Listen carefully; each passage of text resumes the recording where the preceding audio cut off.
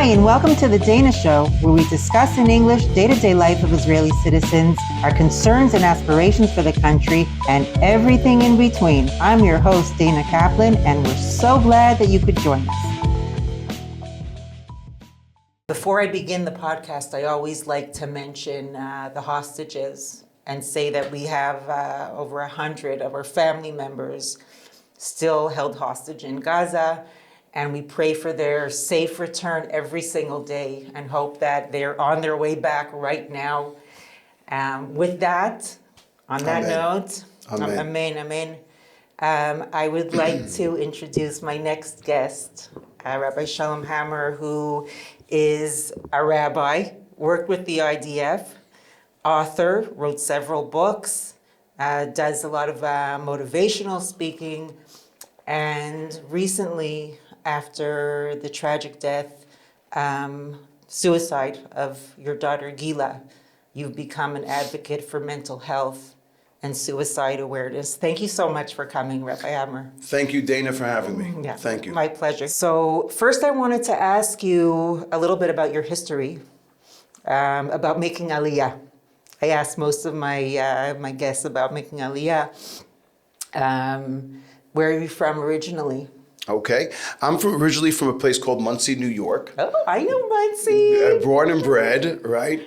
Don't hold it against me. No. Monsey is a very different place now than it was then. Yeah. When I grew up, it was there was literally something called up the hill and down the hill. Down the hill was Hasidic. Up the hill was modern Orthodox. And there really was a hill that differentiated between the two. Not that there was any, rifts between them, but it just happened to be that way in terms of, geographically. And so I was brought up in a very Zionist, modern Zionist home. We went to a school called High Rock, or Ashar now, and we were one of the few schools that learned Ivrit B'Ivrit. I mean, literally, we studied all of our, Kodesh, all of our Limudei Kodesh, all of our Hebrew studies were in Hebrew. So that really was a tremendous assistance for me to understand and to learn Hebrew and to be able to converse in Hebrew. But the Zionist ideology was embedded inside of us, that Israel is our home, and that, I don't know if they spoke specifically about Aliyah, but there are a lot of graduates of High Rock, of Ashar today who live in Israel because of that infusion of a Zionistic ideology. So it was natural for me to always think about Israel, to go study in Israel, to affiliate with Israel, to visit Israel. And, when my wife and I got married in 1990, we went straight to Israel. So you got married first and then you came here? Came straight, yeah. It was part of the procedural plan, so to speak. How has it been for you? And you came to Israel and then you joined the IDF, right? Right. So I wouldn't say I joined the IDF. I was drafted into the IDF. I obviously willingly went. How old were you? About 24. Okay. But I didn't serve in combat at all. Did a very, very basic training and served in the Rabbanut, in the rabbinate division. Also in what's called Yechigdat Kvura or Pkuda, which I don't even know if that's what they call it anymore, but it was in the Chevra Kadisha helping with identifying Rahman al-Itzlan, deceased and burial. So that's where, I was doing hashgacha work, in the army, and then I was doing miluim for about 9 years. Okay. And the suicide of your daughter brought you into the realm of mental health. Did you have any experience with that beforehand? Absolutely none. No clue. I didn't even realize how rampant it was, and that's a large part of the reason why I started our organization, because we were completely unaware, uninformed, uneducated, certainly about suicide, but about mental health in general. And I said to myself, having witnessed what we went through, the tragedy catastrophically, and then witnessing everything that was going on around us when I started to speak, I said, something's got to change. There are so many people affected, so many people dealing, confronting, challenged, that it has to become part of our conversation. Hi, everyone. I just wanted to take a quick break to tell you about a new sponsor we have on The Dana Show. Holy Rollers Painting Company. If you're looking for a painting company that provides American-style service, no mess, great prices, and really easy to deal with, then I recommend Holy Rollers Painting. They painted my house, did an incredible job. I'm so happy with them, and that's why I'm recommending them to you. Contact Dave at Holy Rollers on Facebook, mention my name, Dana, and get preferred pricing. Good luck with it. I was so happy. I'm sure you will be too. Now back to our show. I want to talk to you a little bit about Gila, Sure. if you don't I mind. could speak about her all day. Really? Well, I'll tell you, I'm sorry you didn't even answer your question yet, but I'll tell you that's something okay. interesting that people don't always know. 2 days ago, I gave a seminar to a bunch of therapists on grieving and bereavement. And I just last night went out with a close friend of mine who unfortunately lost his daughter just a few months ago. And one of the things that we conversed about, and one of the things that I tell people consistently, speak about the deceased. People want to speak about, generally speaking, want to speak about the person who died. And the reason why is because that is an affirmation of their life. In other words, when you walk to the other side of the street, when someone lost someone and you avoid speaking to them, you're confirming with them that that person's dead. And that's not what a person wants. What a person wants to know is that my child, my loved one, my significant other is still very much alive. So when someone comes to me and says, I want to talk about Gila, I say, wow, that's the greatest thing in the world, because I could talk about her all day. And what you're saying to me is, I want to confirm, I'm confirming that she's still alive, that her memory still resonates. Well, you know, I was going to say this to the end, but you inspired me because you've written some books on the Parsha. And I was looking at the Parsha, the next Parsha, Vayechi. Yes. And what was interesting about that Parsha is the Midrash asked, why is it called Vayechi if it's talking about the death of Jacob? Right. And they were saying how that every moment of a person's life is important, right? Every day, every minute, every year of a person's life is important. And it's important to speak about it as well. So this is just validation of that issue. 100%. Yeah. And I would add, by the way, because I just spoke about it now in my weekly Parsha video, which is like 2 minutes, about Jacob. Quite frankly, Yaakov Avinu, Jacob, our forefather, had a miserable life. Right. A miserable life, if we just call it straight. And nonetheless, it says, Vayechi Yaakov. He chose to live in Mitzrayim, in Egypt, in Galut, in the exile, but he chose those last 17 years to make what he could of his life, despite of the fact that he thought he lost his son, despite of the fact that there was a tremendous hatred within his family, that it was a fractured family for a long period of time. He decided, I'm going to take these period of my last few years and live. And that live translated in offering brachot, blessings to his children and grandchildren, and enabling him to perpetuate a future of the Jewish people. And that also applies to you. 100%. Applies to you because despite all of the things that you've been through, you could have Fold up shop. fallen, and you see that a lot, that people just disintegrate.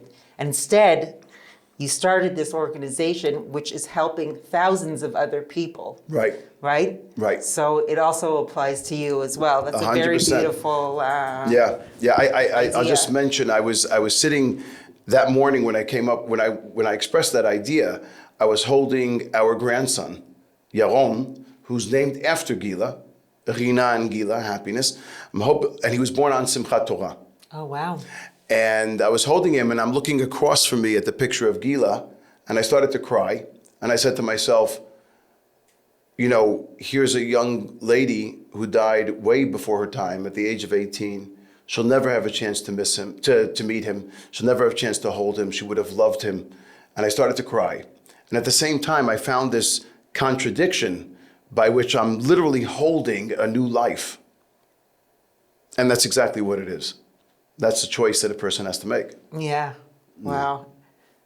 This is going to be a tough discussion. Sorry, I didn't mean to cause you. No. I have that effect on a lot of people. No, listen, Rabbi Hammer, you know, like when Gila's Way contacted me, I think that my reaction was like most people, suicide, we're going to talk, it's going to be a huge Debbie Downer and whatever, but I feel like one of the reasons I started this podcast was because I wanted to inject a little bit of light into especially what's going on in Israel now. And I feel like it's people like you who inspire people to not only, deal with their situation in a private level, but also to rise up and to inspire other people to change. And I think that is the light that people are looking for. They're looking for the motivation and for the inspiration to get out of their mess or whatever it is, whether it's mental health issues, whether it's things pertaining to the war, whatever. And that's the real light. So I'm really appreciative that you came. Thank you. I want to get back though to Gila. Yes. Let's talk. Sorry. Let's talk about her a little bit. What kind of child she was, and then what led up to the suicide. Gila was larger than life. She was, and there's many people assume that someone who's dealing with depression and with trauma or whatnot, that they're probably social introverts. They're not out there. They're not comfortable with people. Gila was the opposite. She was extremely rambunctious. She loved to quote, to pull pranks. She was a leader within her social peers. She was totally out there. She was a madricha. She had a raspy, loud voice that would resonate distances. You could hear her from a mile away. My wife always likes to say, when we would go to their high school, so the next daughter on ahead of Gila is Nechama, wonderful girl, amazing. And they were very, very close. But when we would go to the high school, Nechama would have been there already, let's say in 11th or 12th grade. And we'd say, do you girls know Nechama Hammer? And many of them would say, no, but we know Gila Hammer. Like everybody knew her. And I still come across stories of people who will tell me that Gila approached me in the street, Gila approached me in the courtyard, Gila asked, is everything okay? You look a little depressed, can I help you? This was the kind of person that she was. Now, there's no question in the last year and a half of her life, even her smile, which was contagious. I mean, she could light up a room with her presence and smile. She had a beaming, lighting smile. You could see in pictures, her smile was less effective. It was dimmed. Mm-hmm. And to make I don't mean to be disrespectful, but to make a long story short, which it wasn't such a long story, Gila rolled into depression, anxiety, depression, and really she was affected by a trauma. Mm-hmm. She experienced a sexual assault. Mm-hmm. And as many. Did you know about it? We didn't. That was part of the problem. We didn't know about it till a couple of months later. And some people did know. A couple of months later after it happened? After the assault. After the assault. Okay. Yeah. And some people did know about it and opted not really to report about it. And it's known with regards to trauma, especially a trauma of such magnitude, that the more it festers, the more it stays inside a person, the more difficult it is to identify and the more difficult it is to deal with it. Mm-hmm. So the faster that you report and speak about it, the greater chances you have of treating it. Now, this is something that I consistently remind, especially Mechinot Qdam Tzva'ayot, pre-military academies here in Israel, where we try and get into the army as well. The army's harder now, obviously, because they're dealing with what they're dealing with. But what we remind them is, Chevra, you need to talk, you need to report, you need to discuss with people. It's not your responsibility to save that person, but it is your responsibility to help that person navigate to a step where they can be saved. Mm-hmm. And unfortunately, this festered inside of Gila for a long time. We knew about it eventually, and obviously we suspected, and we kind of tried to look for therapies consistently. But there's two things. Number one, in order for therapy to be effective, that person has to want it. Mm-hmm. And until they're prepared to speak about things and to discuss, they can't heal. And they'll turn to other things, other substances, as you know, to try and help themselves, but they're not helpful. No. They're detrimental. And secondly, there was a tremendous amount of bureaucracy in this country in terms of finding Gila a misgeret, a framework. And that's unacceptable. Now, I get it that there's bureaucracy, and I get it that Israeli bureaucracy, is even more so or accentuated. But when it comes to someone who's suffering, what people have to realize when they're dealing with a mental health struggle, there's two things that are absolutely vital. Number one, loneliness. They need to be in some kind of social setting, have a friend or two that they can be with. That's number one. Number two, usefulness. The person needs to know, I can be productive. I can offer something to society. So the more you ostracize them and cause obstructions to them taking one little step forward, the more they're going to lull into a depression and feel useless. Yeah. I work in MADA, in Magen David Adom, and we have at least once a day a call either about suicidal thoughts or suicide attempts. Wow. And I did not know that. Yeah. I mean, I knew that they deal with things. I didn't know it was, wow, that's... And I have been Excuse me. That's okay, I've been at countless suicide attempts and it's a really big problem in this country. First of all, I'm not qualified to deal with, getting someone off of jumping out of a window. Right. But when we get the call, it takes a long time for the police to get there, and usually we're there first. And by the way, the police, two things. The police are not trained as well. No. And very often the police actually are destructive. They don't mean to be, but because they don't know what to do and there's a lot of brute force, they're actually not helpful. Yeah. In fact, I just heard of a case recently, just now, as a matter of fact, last week, my daughter-in-law called me, her very close friend, lives in a building in Tel Aviv, and there was a fellow who jumped off the building. The one thing that they knew to do was call the police. And actually the police were anything but helpful. Yeah, basically what I was gonna say is that when I go into these houses and I speak to these people, first of all, what they want most is attention. They want someone to look at them. Absolutely. They're very lonely, like you said. They want someone to look at them in the eyes, to smile at them, and to listen to what they have to say. The loneliness is a huge, huge problem in this country. And the despair as well, because they know that there's nowhere for them to turn. Right. I want to get back to Gila again, but I really it's important to say that the mental health facilities in this country are a huge, huge problem. And especially now because of the war, I can't imagine what's going on. Can I add a caveat to that? Yes. There's two things I was going to say to you. When you told me with MADA, the first thing I was going to say to you is, Dana, it's not your fault, but are you prepared for such a circumstance? I don't have a choice. And you don't. I know. But what I'm saying is that's why I, or Gila's Way, need to get in front of MADA, or it doesn't have to be us. Any organization that deals with information and education, that's our emphasis, okay? Education on these issues need to get in front of these organizations and explain. And there are still many organizations who are resistant, okay?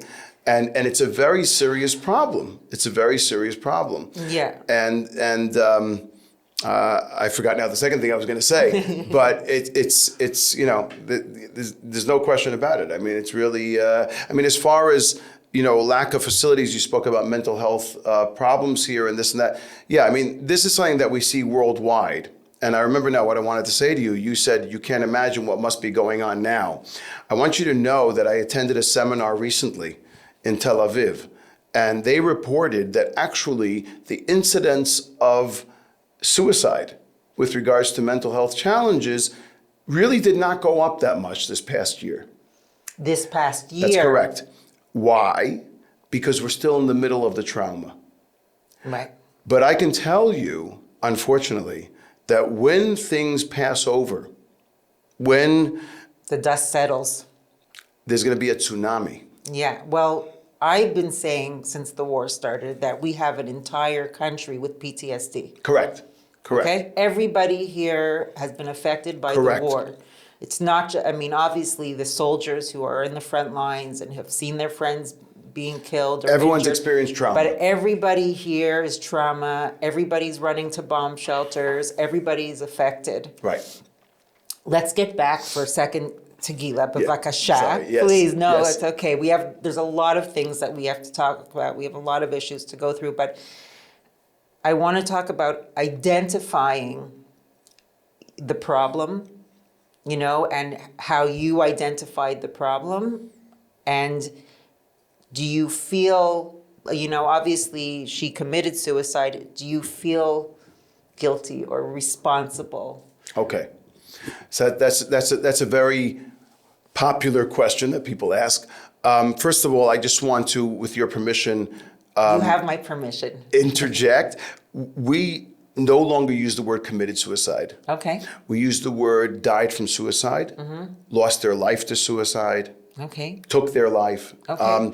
And the reason why is because committed implies committing a crime.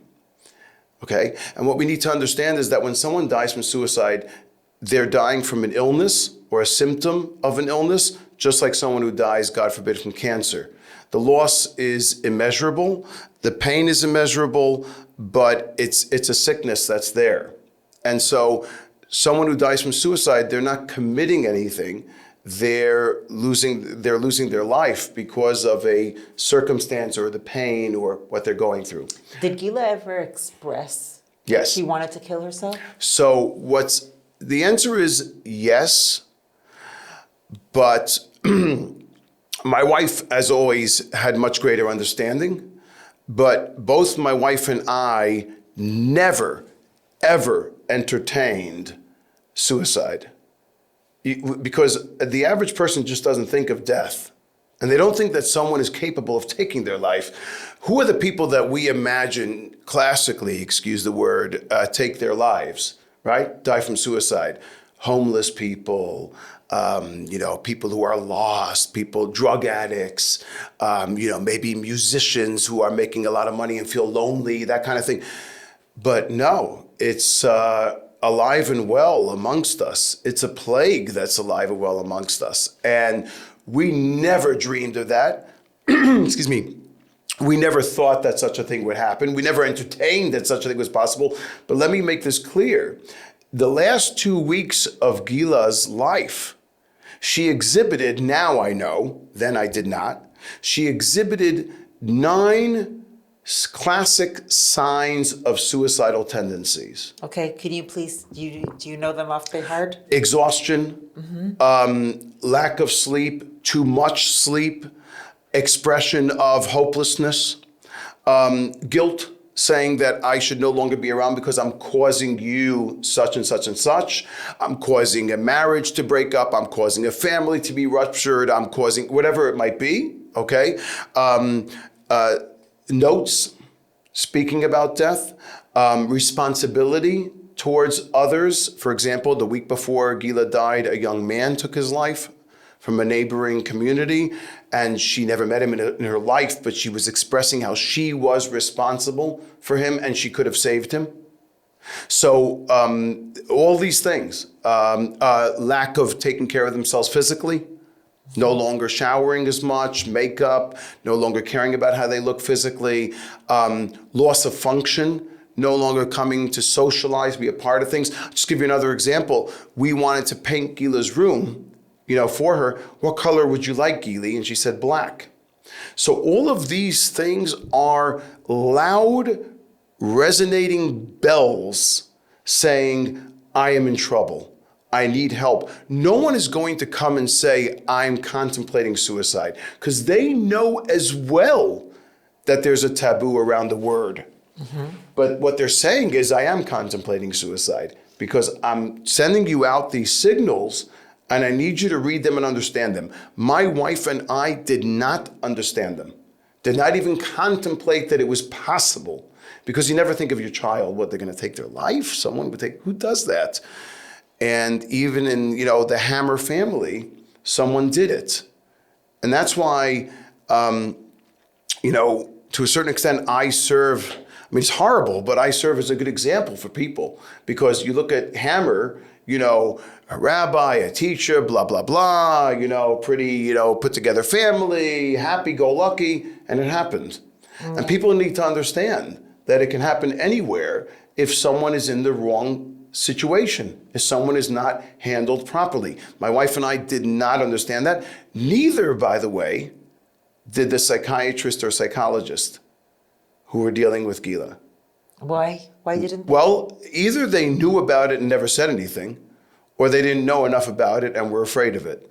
And what should have been told to us is that, hold on, after meeting with Gila and speaking with her and hearing what you guys are telling me, wow, there are indications here that Gila is in suicidal risk. Mm-hmm. No one used the word suicide. That's a mistake. You expressed I've watched your former videos, and you expressed that your family communicated, you had a lot of communication, and that you were speaking to each other, your whole family, and you with Gila. Looking back now, knowing what you know now, and looking back, is there something you think you could have done differently to prevent the suicide from happening? Because you would think that communication would be a good way of bringing it out in the open and getting help. Right. What do you think you could have done? I'll tell you why that's an excellent question.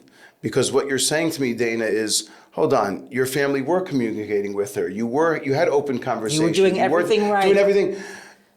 And the reason why it's an excellent question is because you need to converse about the right thing. So what would we say typically as a parent if Gila said, I don't want to be here anymore. I want to leave this. What do you say? If you die, I won't be able to continue to live. And that's not what you're supposed to say. What you're supposed to say is validation.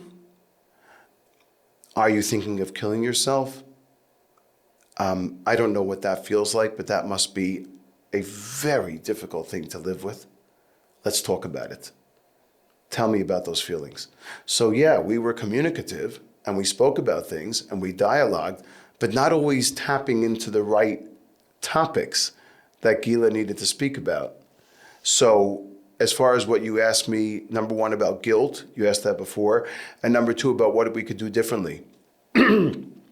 Guilt, I would say my wife and I do not have, because we did everything that we could. Certainly my wife did everything that we could, 24/7. I would say desperation, disappointment would be the word, because we didn't know. And if you ask me what I could do differently, be informed. I could tell you this, and this is painful to hear. If I knew then what I know now, I am almost 100% convinced that the script would be different.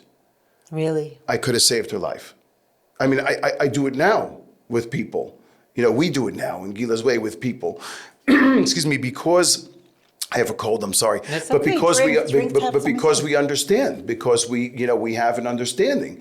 Knowledge is empowerment. Right. And when you know what to say, what to do, how to say, where to say, what position, it makes a huge difference. So I would say huge disappointment that we have that we didn't know, and that, excuse me, we weren't informed enough. So if I could do something different, that's what I'm doing now. Gila's way is all about education.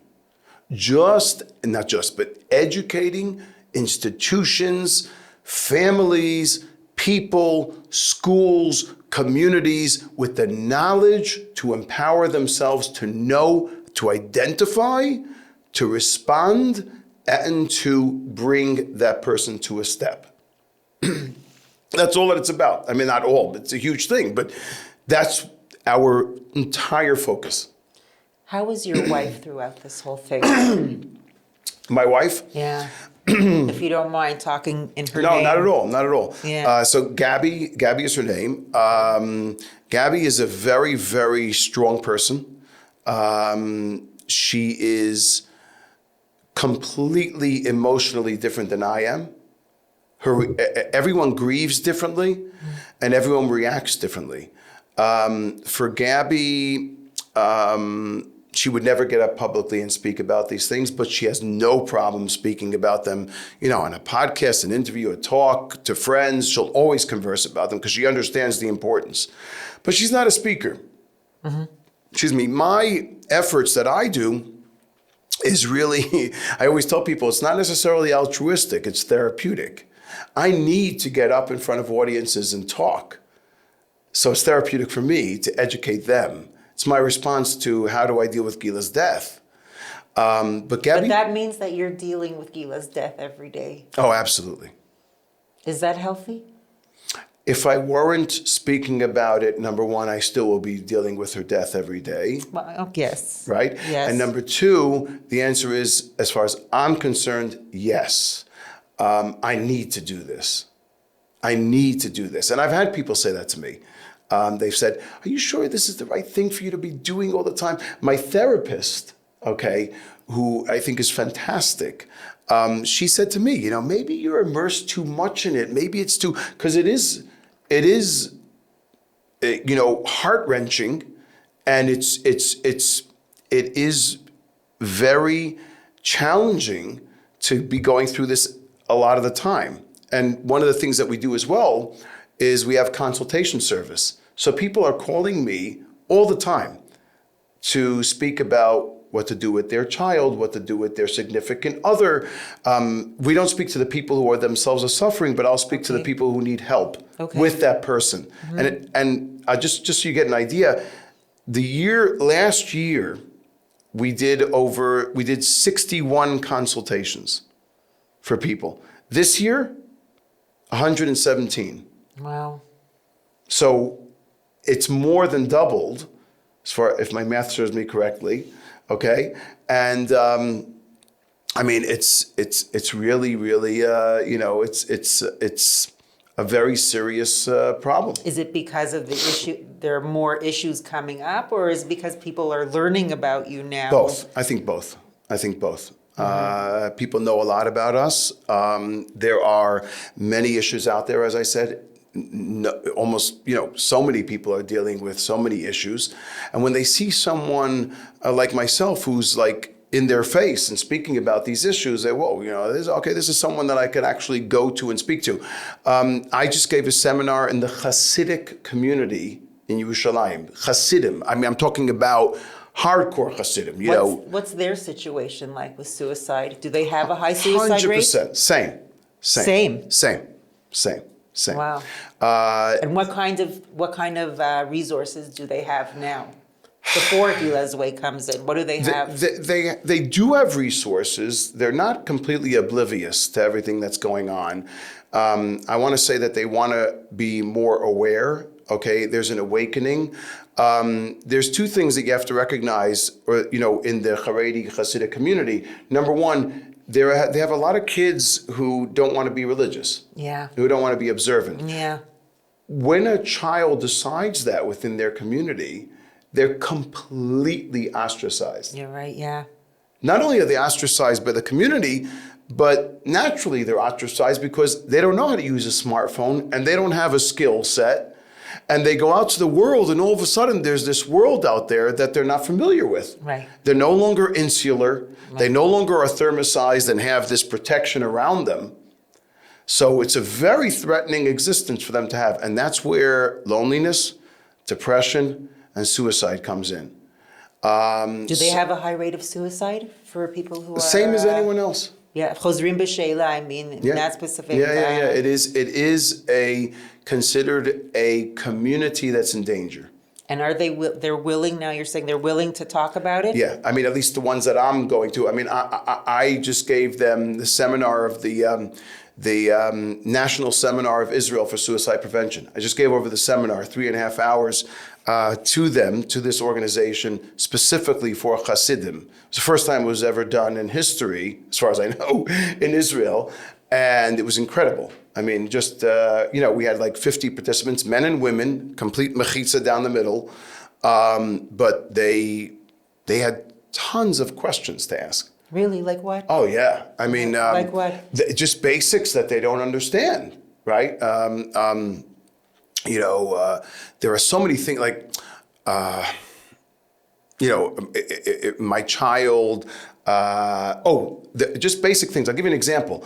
I had parents asking me, what's the difference between a psychologist and psychiatrist? Mm-hmm.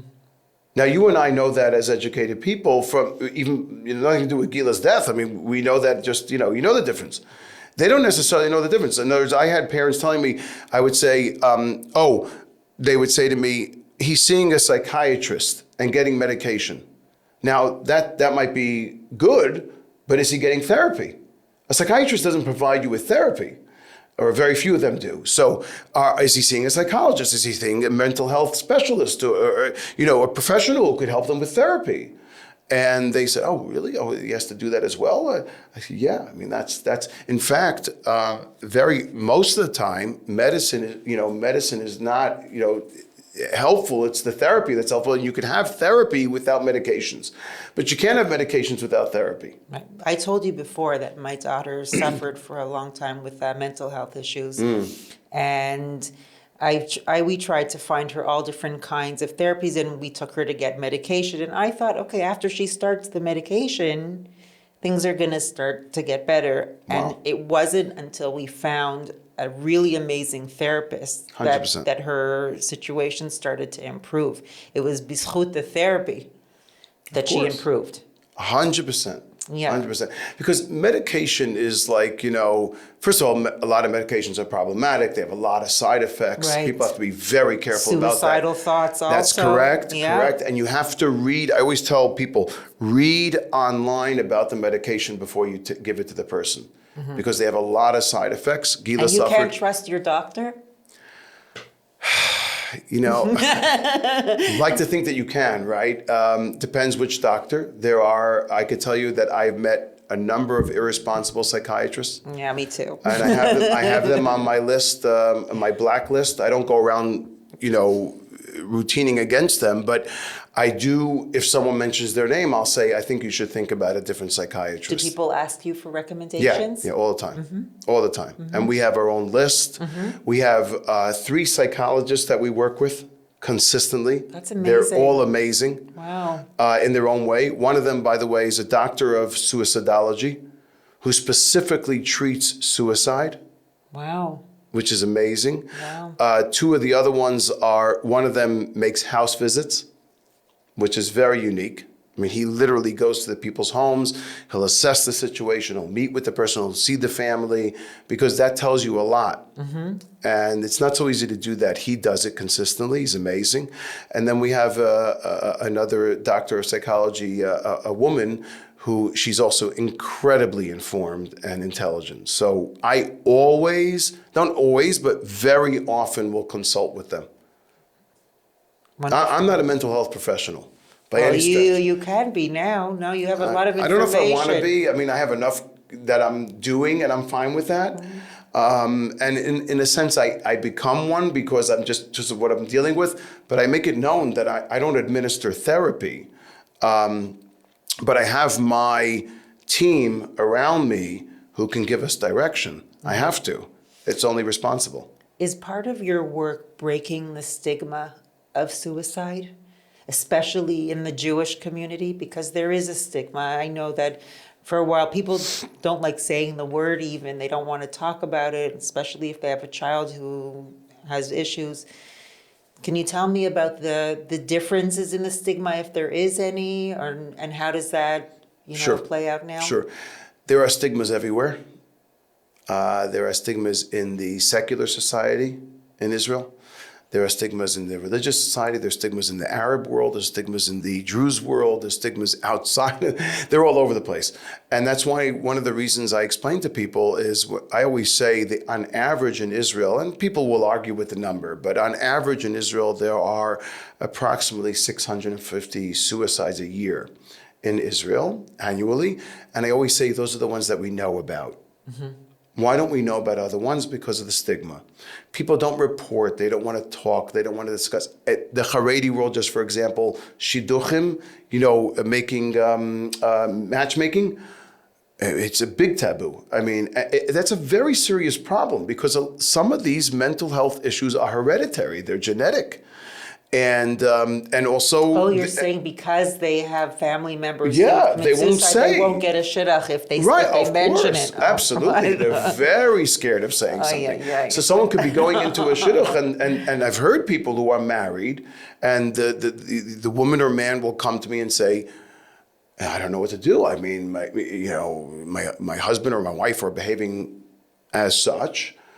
And they never identify it. They never identified it before, and now they have kids, and it's something that needs to be treated, or that someone at least needs to have the vision and the foresight before they go into such a relationship to understand what they're getting into, the circumstance. Stigmas are all over the place. Now, the very fact that we are talking, discussing, educating, that breaks stigmas. What breaks stigmas is conversation. So, for example, Dana. You look a heck of a lot younger than I am, but let's say we're approximately in the. How old are you? I'm not saying. Why? I told you how old I am. I'm going to be 58. Okay, so you look great. Thanks. I appreciate that. I'm glad we're getting this on video, and I can show it to everyone. And by the way, this is a great thing. I went into a car dealership yesterday. I'll say this on video so that my kids, in case they watch this, they probably won't. The car dealership, the guy, he said to me, like he thought I had like little kids. And I said, no, my wife and I, we have our grandchildren. I put strollers in the back. He goes, your grandfather? I said, yeah. I said, where do you place me? I said, 40? I said, dude, I'm buying your car. I'm ready to buy your car. But anyway, so what we were saying was as far as about breaking stigmas, you said? Yeah, breaking stigmas in the Haredi community, shidduchim. Yeah. I mean, and educating, speaking, conversing, that breaks stigmas, okay? And one of the other things that we do is we have something called the Spread Joy Day. Right, it's Gila's birthday, right? We do it all year round. Oh, you do? Oh. We do it all year round. Oh, really? Okay. We go to campuses of universities and colleges here in Israel, and we set up shop in the middle of the campus. We have big billboards or placards, posters that are hung up on easels around the campus that tell Gila's story. Each one has a QR code, which they can scan, the students, and learn about how to help someone in crisis. Then we have 4 stations. So it's actually, it sounds crazy, but it's a fun day. So we have music blaring, we give out ice cream or crembos or cookies. You do this every day? No, we do this in every campus. In every campus? Yeah. On her birthday? No, once a year. Whenever once a year? Spread out. We do it during Mental Health Month, which is May. Mm-hmm. We have one booked now in Bar Ilan University for the 3rd time. We go to Ariel University. We go to Tel Aviv University, Ben Gurion University in Beersheba, David Yellin in Yerushalayim. We go all over the place. It's amazing because the students start to talk. I had people come over to me as a result of this, okay? I had a student come over to me, tell me that he attempted suicide 8 times. Wow. And he said, thank God I'm doing well. Kudos to what you're doing here. I want to be a part of it. How can I help spread the word? So, it's a roller coaster effect. And that breaks stigmas. By discussing it and bringing it out into the open. Absolutely. What is the reception like from people, besides the campuses, but do people contact you? Do you reach out to people? Have you reached out to people and they've been like, no, we don't want to touch that subject? Okay, so that's an amazing question. No, we have to reach out a lot. We do, thank God, have motion now where people are reaching out to us. Mm-hmm. We have something called the Healthy Communities Initiative Okay. that we offer actually more in the diaspora. And we'll come for like 4 or 5 days and target the entire community. Schools, shuls, synagogues, Jewish community centers, professionals. And we will run seminars, heavy seminars. Like it's a very heavy schedule because we want to impact the community. We want to shake up the community, give them education, give them dissemination, the opportunity to ask questions. Excuse me. And we've run this in Johannesburg, South Africa, Manchester, United Kingdom, San Diego, California, Atlanta, Georgia. There's just a few. We do it, Gibraltar. Okay, we did it there. Wow. We do go all over the place, and it's an amazing way to have impact on a community that's small and that can start a conversation. And then we try and help them set up shop for how they can further the discussion. Now, it's interesting that you ask me, has there been resistance?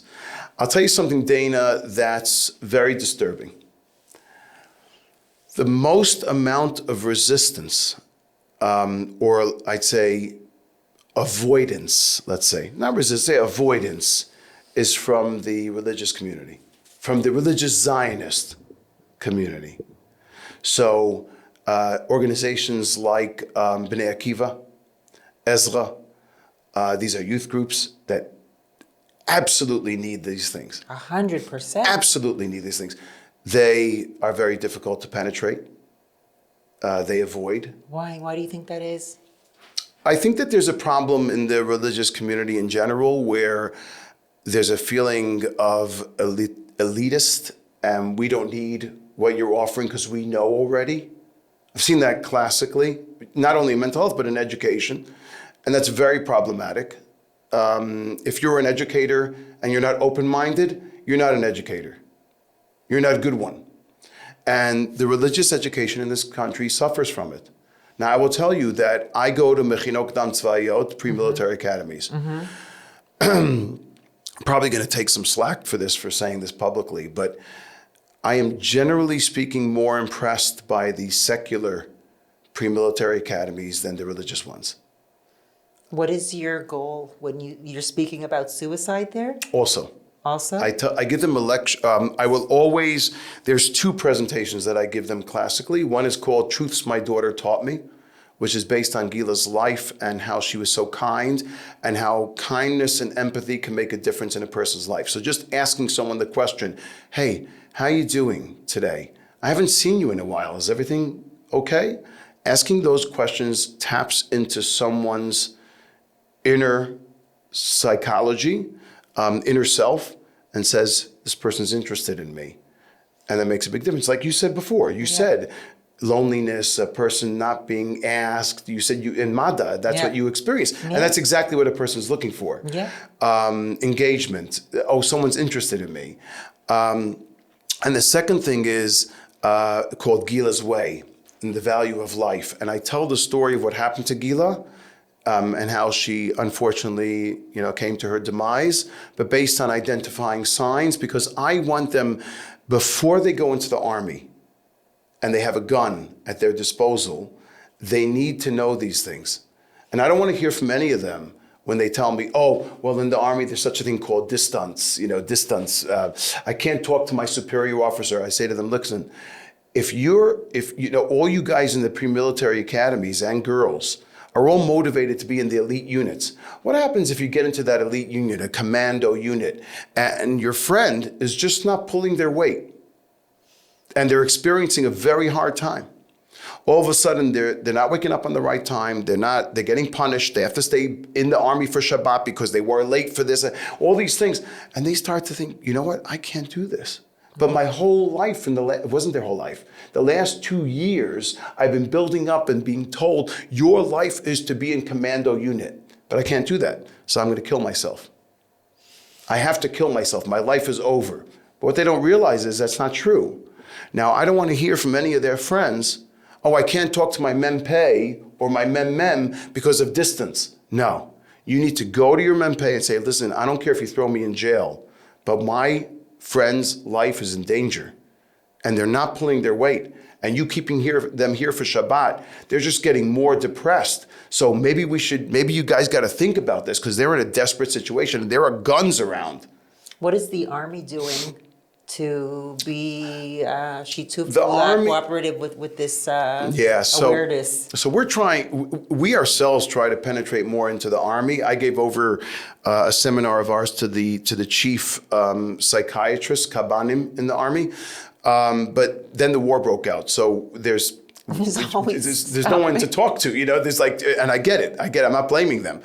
I could tell you that I just heard a report last week, because there apparently were higher suicides in the Army this past year, that they've hired over more than 350 more Kabanim who are coming into the Army, Army psychiatrists who are coming into the Army to reinforce this problem, or deal with this problem. So I'm glad about that. But, the Kaban, the psychologists, are not, how effective can they really be if they're not seeing that person consistently? Right. Whereas a friend in the Army, Dana, they're next to them, they're sleeping next to them. They see what's going on with them consistently. So often a friend can have more impact. My son, in the first month of his Army, had a friend who committed suicide. He shot himself with a gun. He waited to get to the Army to do it. Oh. It was very hard. 18-year-old kid. How did they miss those signals beforehand? It's. I'll tell you something. I'll tell you something that's a problem. The initial, and I have it with my kids, right? So, and with your kids, the initial tzav, call up to the Army, is at 16, 11th grade. Now they go in and they get a psychological analysis, right? Psychological tests. By the time they're going into the Army, even if they're doing regular service, but most of them are going for a year or two to something else before they do the Army. So they're actually arriving to the Army when they're at least 18, usually 19. During that time, that 3-year period, do you know how much a kid is going through? Do we really know what they've experienced during that time? Sexual assaults, divorce in the family, a death in the family, moving from one community to another. There are a million things that could happen, right? Teenage years are so confusing. Absolutely. They're so identity, difficult. Sexual identity, all these things. Yeah. I mean, so here they go. They arrive at the Army, and they're going based on their psychological assessment of 3 years ago, and it's 3 years ahead. So what do you recommend? Do another psychological evaluation? Yeah, definitely. Definitely. They won't do that in this country. They should. They should. They should do a lot of things, but that takes a lot of time and money and Got to effort. do it. You got to do it. It's life. I mean, you're talking about people's lives, and these kids are really, a lot of them are dealing with a lot of stuff.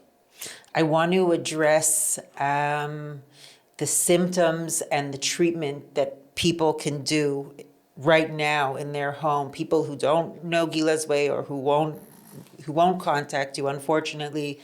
But I want to go through PTSD. I want to go, what is it exactly? And how could people, parents, family members identify it?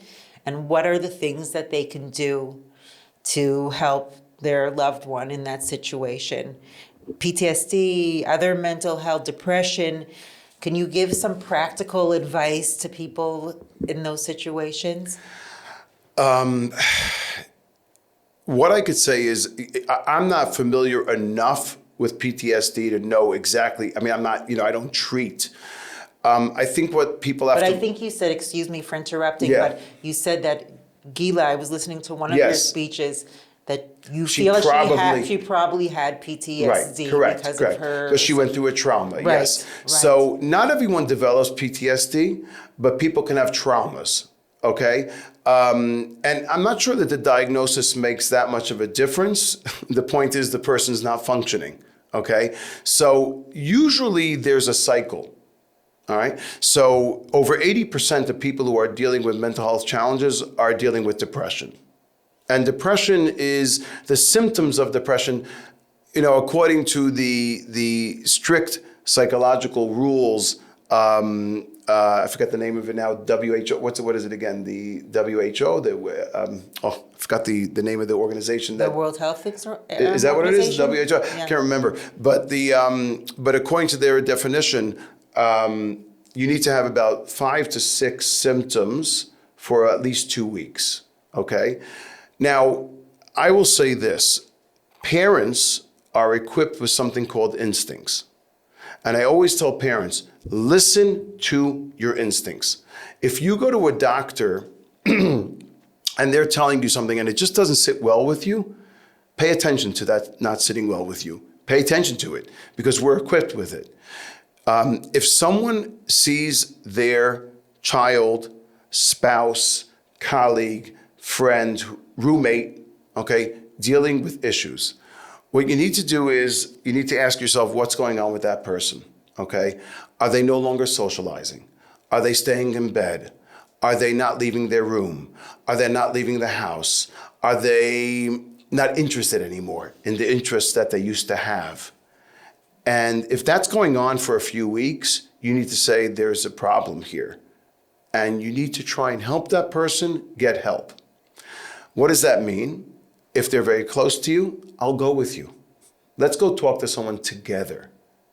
There's no reason for that person to be afraid. If they're uncomfortable speaking with you, take them out for a cup of coffee and change the setting. It's a neutral setting. Let's discuss. I tell this to parents all the time. Home is a threatening atmosphere for a child at times. When you take them out, away from the community, away from their normal, settings, all of a sudden, my parent is saying, we're mano y mano. We're neutral. We're equal. Let's talk. Now I can talk. So it's a setting that makes a difference as well. But you need to take action in terms of how am I going to help this person get somewhere, okay? And getting somewhere, there are options out there. There's a lot of different therapies. There are organizations that deal with these things, not just Gila's Way. Gila's Way helps that person navigate to the first step. That's what we're interested in doing. So just to get that person who's starting with a problem or might be in deep with a problem, to get them to a step, okay? And there are organizations that deal with this as well. So that's what you need to do. And the person could be feeling very ostracized, very lonely, very disregarded, and they need to be recognized. I always say loneliness is the worst thing. That's a known fact that contributes to a person's lulling themselves into a worse situation. And loneliness and the lack of functionality. That what am I doing? So even if you get them to do something, walk a dog. Exercise is amazing. Take a walk. A rabbi called me yesterday, by the way. He told me this fellow confided in him, lives in the community. He's not the rabbi of the synagogue or of the community, but he's a rabbi that this guy knows. And for some reason, he confided in him. He felt comfortable talking to him. And he said, I have a lot of suicidal thoughts. I don't know what to do. Now, he's not getting treatment. And his parents are aware, but they're not aware that he's having suicidal thoughts, but they're aware that he's dealing with a lot of things. So obviously I told him he's got to speak to the parents and we have to find him therapy. But he said, what can I do? I said, look, he told me that this guy loves exercise and he was going to the gym, but he injured his shoulder. I said, do you like walking? He said, I love walking. I said this, he also will like walking, right? He likes exercise. Say to him, hey, let's walk together twice a week in the park, not in the community. I need to exercise. I'm sure you want to exercise. Let's go walk together. Let's go for a walk. And that's amazing. And he said, wow, that's a brilliant idea. It wasn't a brilliant idea. It's a very elemental idea. But the reason why walking is so good, number one, sunlight exposure, air. Endorphins, social settings. You're seeing other people around you. Even if you're not talking to them, you're still engaging. And when you're walking with someone and they want to talk to you about things, you're not necessarily looking at each other and they might feel more comfortable. Now, some people do need eye contact and need to speak, and you need that. You need to get that attention. Sometimes they don't want that. So they have the option of talking without looking directly at you and sharing things with you as you walk and talk. And he was so happy so that's just an example, of things that we have to be creative, and we have to trust and listen to our instincts. Tell me how your advocacy work in this field has changed over the last few years since you started. You said that in terms of the war, we're still in the trauma, so that we don't even know how many people are going to be going through this. But let's say with the corona, right? Did you see an elevation of cases during that time? So actually, during Corona is when we really just were getting started. Okay. Gila died 3 months before Corona started. Oh, really? She died in December, and Corona started coming out really, aggressively in March, I think, of that year, I think. Mm-hmm. So wait 1 second. You jumped right into Gila's Way? 3 days after sitting Shiva. So you said that you started Gila's Way 3 days after she I didn't start Gila's Way, but I started going out and speaking. Okay. I didn't know what to do with myself. And I said, I don't know what to do, and I've got to do something. And I just started speaking about it. And that's when I realized, holy cow, this is like all over the place. And what happened was, my wife and kids, especially my kids, they were upset with me. Like, Abba, what's your problem? Like, why are you speaking about Gila? Why are you speaking about these things? Like, you're mourning. Like, just take it easy. And I'm by nature, I'm a very hyperactive, active person. I always need to be doing. I always need to be, it's just like, and it's a good thing and it's a bad thing as well. But, it is what it is. And they said, just ground, take it easy. And then Corona came, and my wife always says it's a blessing, because I had to ground. I had to stay home. I had to stay with my kids. I had to, not that I was ignoring them, but excuse me, I think I was ignoring the fact that there's still life beyond just the tragedy. Now, it's very natural for a person in their first year or 2 or 3 or whatever, however long it takes them to have that, It's very hard to rebound. But I think that they were longing for that attention, not for themselves, but attention towards that detail. And I had to arrive at it myself, but Corona helped. I was so crazy during Corona and craving to do something that I was creating venues about Gila in people's gardens, outdoors, up to 20 people. Remember those days? Up to 20 people, 25 people. Yeah. I was doing it.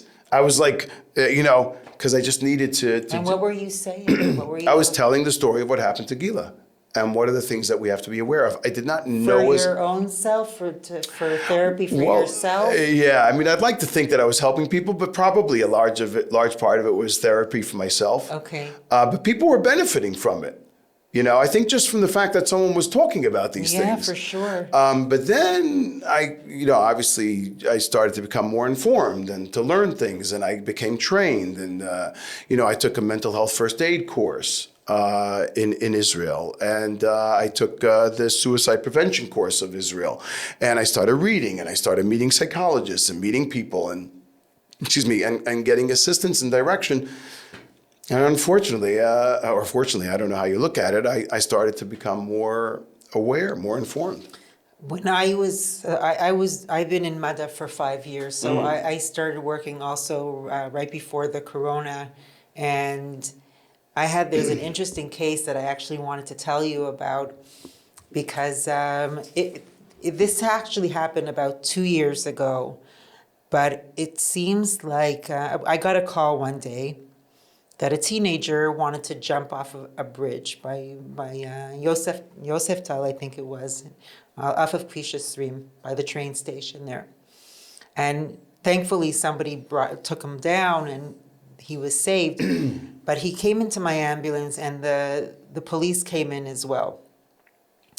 And it turns out that during the Corona, a bunch of teenagers started this application where they were going to all commit suicide.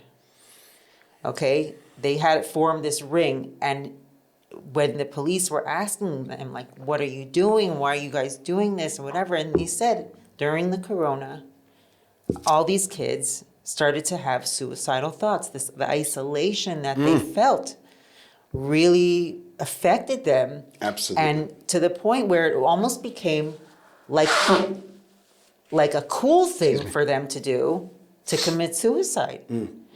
And thankfully, they got his phone, they got hold of the kids, and they started saving kids who were planning to commit suicide one after another. Right, right. So that's why I asked you. I will tell you that two things. First of all, it's amazing. During Corona, eating disorders went up. Oh yeah, for sure. You know that? For sure, Do you know why? Well, because everyone was sitting at home And eating. and No, eating. that's not why. That's not why. Actually, I also thought that. The reason why, amongst teens, adolescents, they were on Zoom. And they were on Zoom for an average of 6 hours, 7 hours a day. And they're not only looking at the 20, 25 other people on the screen, they're looking at themselves. So that's number one. Number two, as far as this, I never knew about this effort, Rahman al-Islam, this getting together with teens doing this. I never knew about that. But I do know, and I read this in the New York Times, that there are websites that encourage suicide. Yeah. And they actually tap into these teens, set a date with them, encourage them, if that word could be used. Why? What's their motivation? It's nuts, just nuts. I don't even know. Are they financially? What are they gaining advertising for this? I mean, It's just not funny, but it's like it's just insane. It's insane. It's insane. I think these people are insane, but they exist. Now they try to close them down. They try to shut them down. But social media is, I don't want to be. I'm a guy. I'm open-minded guy. We do post things on social media. I'm terrible at social media, and I don't like it. But we do post things, and I do look at things, this and that.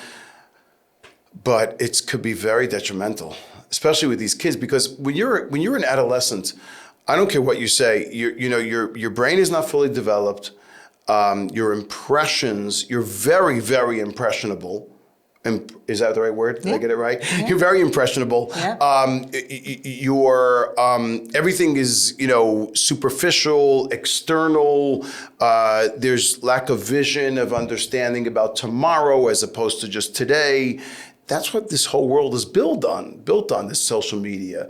And so there's instant gratification, and they really struggle with it. And that is problematic. You and I, as adults, so we have the ability to filter, to say, okay, I'm not taking that seriously. Let's be skeptical. That's so stupid. It's so silly. It's like, did they really? But someone who's an adolescent doesn't have that sophistication. So what's the answer, Rabbi Hammer? We've got to make them aware.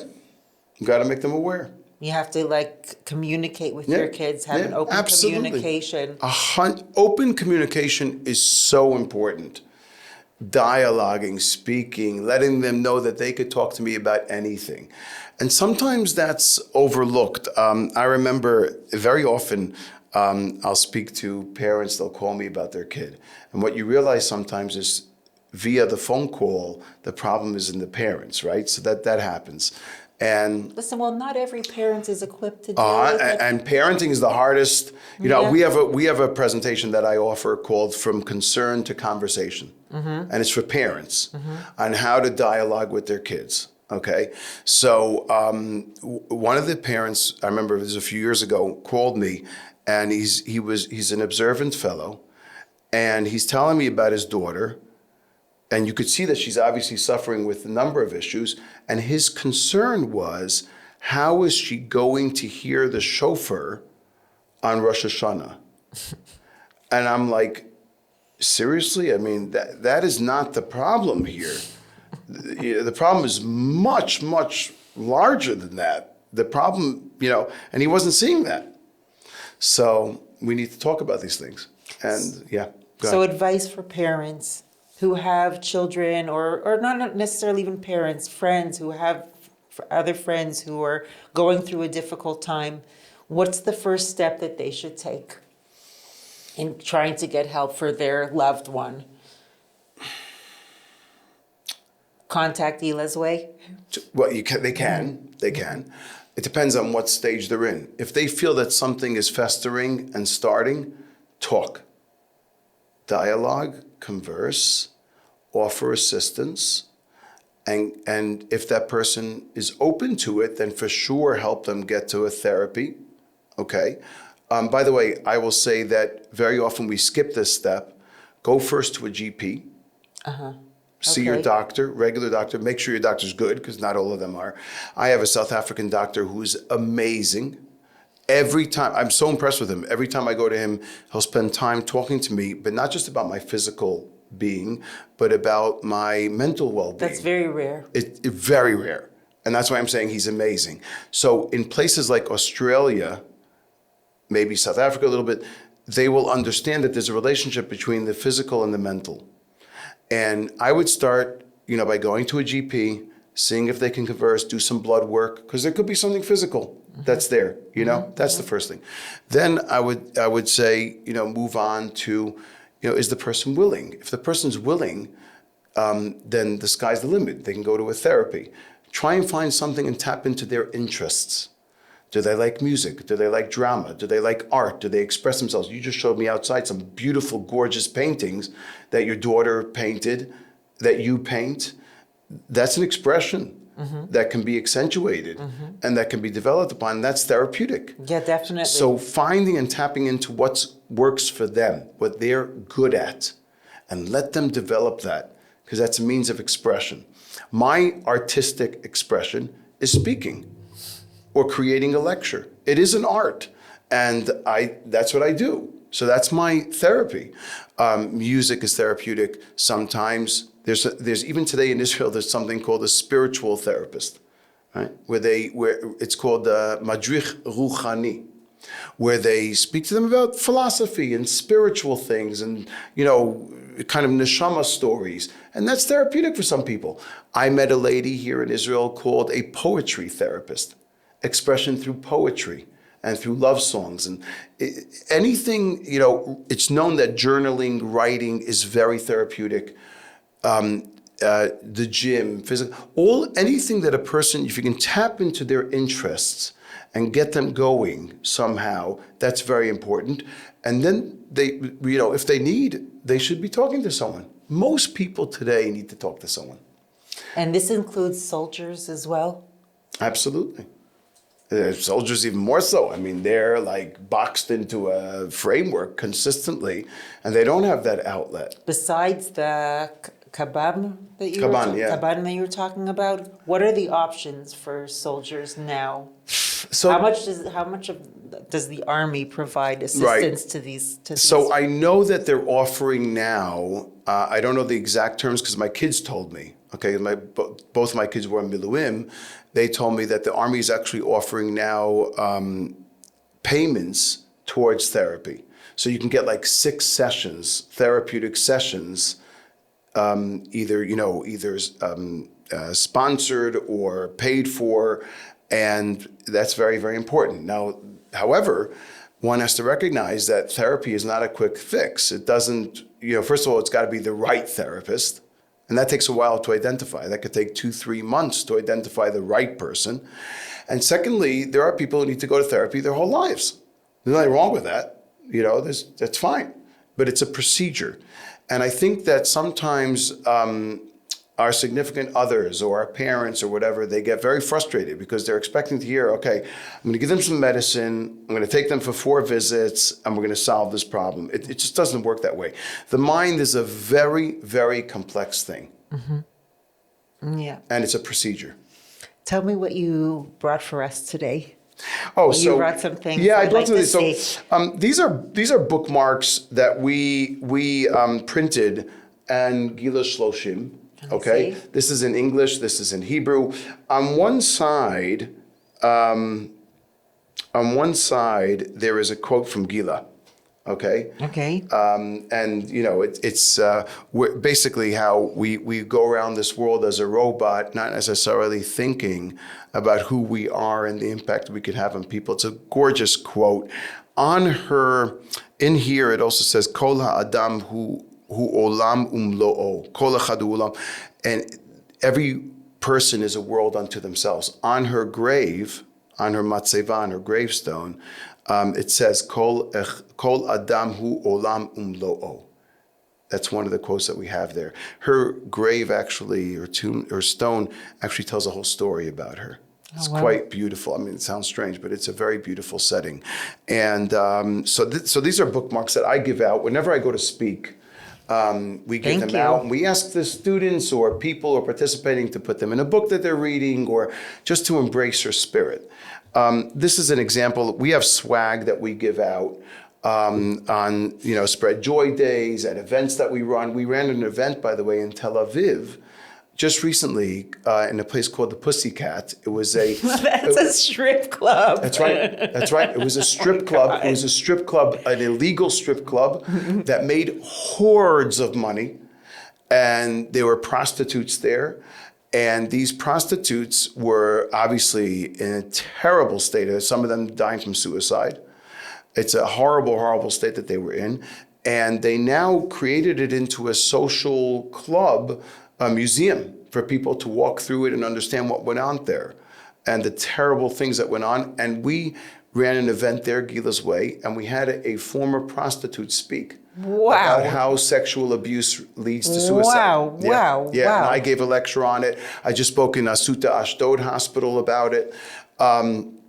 And it was amazing. So that's an event that we'll give out things like this. And this says, talking about suicide helps suicide prevention. So that's another thing, an example of swag. And this I brought with me. These are 5 books that I wrote in memory of Gila. They're 5 children's books. Wow. Animated children's books for kids 5 to 11. They're just gorgeous. And they are all based on true stories about Gila. Wow. And they teach children about empathy. Now, these 5 books are in English. One is Gila Loves Her Family, Gila Loves Friends, Gila Loves People, Gila Loves Neighbors, and Gila Loves Animals. And they're gorgeous stories. The animator never met Gila, but she draws Gila to a T. Wow. All based on true things. And it teaches kids empathy. These books, 2 of them now, are already translated to Hebrew, and they're being printed in the next month by Steinmetzky. And they'll be out in Steinmetzky stores in Hebrew hardcover. So we're very excited about that. Those are some of the things I wanted to show you. It's beautiful. Rabbi Hammer, thank you so much for coming here today and just spreading knowledge about suicide and mental health. And, even though Gila had such a short life, her memory should be a blessing, and it should help many other people. It is already helping many other people. So thanks to your hard work and her memory, and I wish you a lot of success. Amen. And, you should be zoche, because you're doing such a huge mitzvah by helping so many people. Thank you. We're trying, and people can be in touch with us, gilasway.com. I'm sure you'll post that. Yeah, definitely. Is there anything else that you'd like to promote? I think if you go onto our website, they'll see everything that's there. I would invite anyone out there who wants to invite us to speak. Most of our work here in Israel is in Hebrew, but we do Hebrew and English. Okay. All of our matzagot, all of our PowerPoint presentations are in Hebrew and English, so we can offer any community. And like you said before, you'll go anywhere, like a strip club. That's right. Absolutely. Well, one that's closed at least. Next week, for example, we're invited to go to a Mechinah Kdam-Tzva'it, the pre-military academy in Shalomi, which is on the border all the way up north. We'll go anywhere. I mean, so anyone who wants to be open to this dialogue and to learn about our presentations and seminars, let's do it. Thank you so much. I appreciate you, and I'm sure a lot of other people do. You should have a lot of success in the future. Thank you, Dana. And good luck on your show, everything that you're doing. MADA is, to be commended, and kudos to you for what you're doing, bringing awareness. My pleasure. Thank you for coming. Thank you. Thanks everyone for listening. Thank you for tuning in to this week's episode of The Dana Show. If you like what you heard, you can subscribe to the podcast, like and share with your friends on social media, and rate us 5 stars. Don't forget to tune in next week, and we'll see you then.